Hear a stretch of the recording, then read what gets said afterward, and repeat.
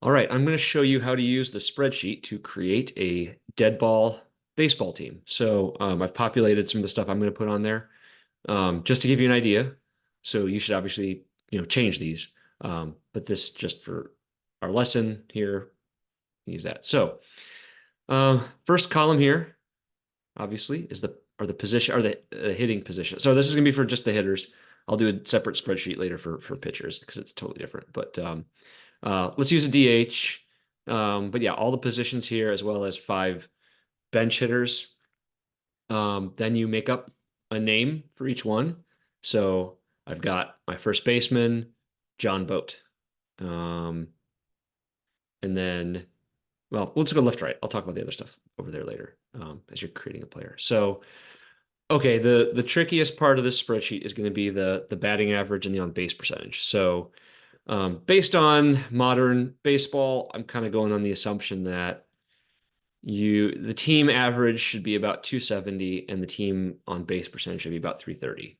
Um, yeah, it's a little higher than average, but that's a little more fun. So, okay, how this works is you just change by putting, point, whoops, you go like here, I go 0.28. Okay.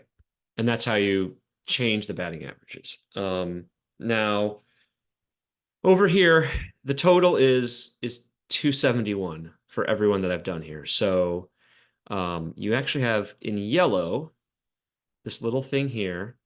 Actually, maybe I'll just change that to let's make that yellow to kind of match. Let's make this orange.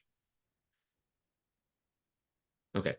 So with the average here, what I'm saying here is the 271, at least by rounding, is close enough to 270. Perfect. You don't need to change anything with your team. So your average is exactly what it should be. But now let's say I change Gerardo Chavez's batting average from 220 to 320. Oh, now the team average is 281, but so that's too high for what we need. So things are even. So team average too high. So I got to go back here, and if I do point, well, let's say might make him 180 hitter instead. Uh, so that's perfect. It's a little low actually, but it's still within the norm. But I've actually changed it to 100, even lower. Oh, there you go. Team average is too low. You actually need to add batting average to players. So I had him at 220. So we'll do that. Okay, so that's how you do it. Like I said, that's probably the trickiest part. Just keep tinkering with them to get to that. Just you can look at these. This is supposed to be a guide, but just look at these numbers here. The total is 271 versus 270 because this is like a rounding formula. Um, it's close enough. As long as this says perfect, you're fine. I guess if you can make it too low if you want, but then you're just gonna hurt your team. So, oh, also the bench hitters. Each bench hitter only counts for like 1/5 of a player for this formula. So that's nice. I mean, you can actually have some decent bench hitters, especially if you want to have just one hitter like really low. You can actually then make another one a little higher because it's just each one counts only 1/5 of a hitter. So this isn't going to affect the number as much as the other starting position players. Just so you know that. Let's see. What else? The average. Oh, okay. So this is also important. Please only do averages in terms of tens. So 260, 270, 280, 290. Don't do 295, 283, 312. Make sure that last digit is 0. And then that's because the way Deadball works with the dice, it actually only the first 2 numbers matter. And if we have a third number in there, it's just going to be harder to like we have to round it one way or another. So I would just do everything in terms of, yeah, like I have here, 290, 260, 220, 280, 300. Just, yeah, make sure that last digit there is 0. And then on base percentage works the exact same way. Right here, the team is OBP is 340, but the target we have to do is 330. So as this says here, team OBP too high. So I got to lower it. So if you see, like, just for example, if I change Mario to 240, that hardly registers because again, they don't count, the benchers don't count for very much. But if I change Jeremy Poe down to 0.330, okay, I made progress, but actually I still have a ways to go.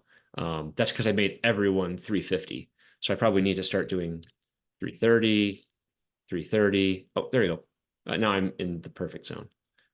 It's a little high, but I'm not too worried about it being that close. I was just picking arbitrary things, but really, the purpose of the game is to create players. So I don't want to make change. I might want one person to have a low average, but a good on base percentage. That's the type of hitter I want to make. So you want to put some care into like where you're making those changes. All right. Now, speaking of customizing your players, attributes. So the way Deadball works is you can make different attributes. I'm figuring for our position players, the regular starters, you get 4 attributes. Now, you got this big red arrow here that says attributes tab shows the details here. Okay. This is what it is.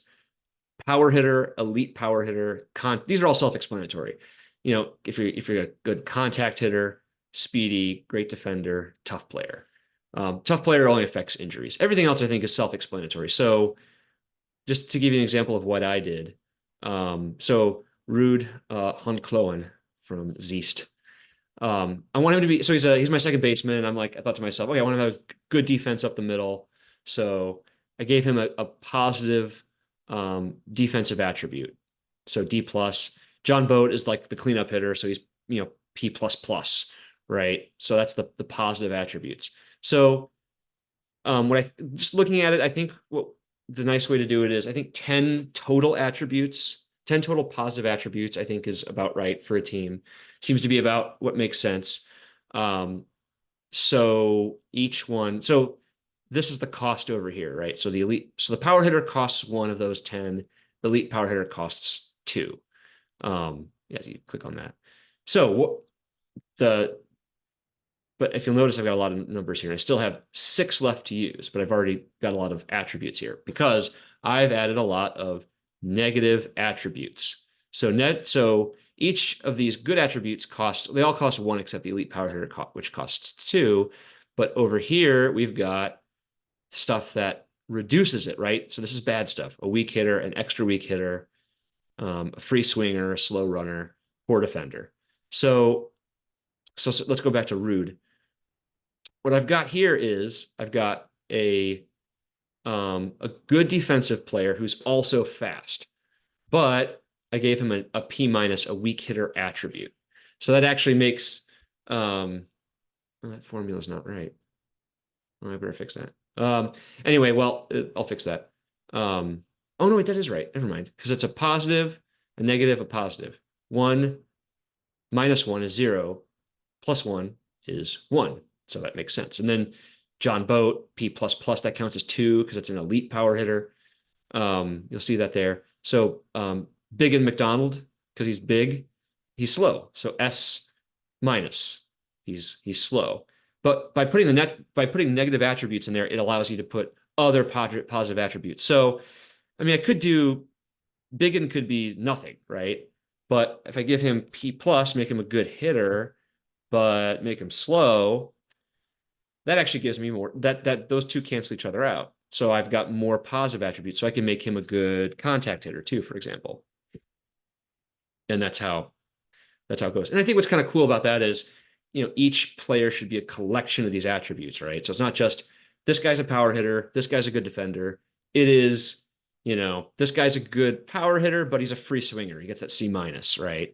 You can make him slow, you can make him fast. I think that's kind of what's the cool thing about this. So 4 attributes, I think, is plenty.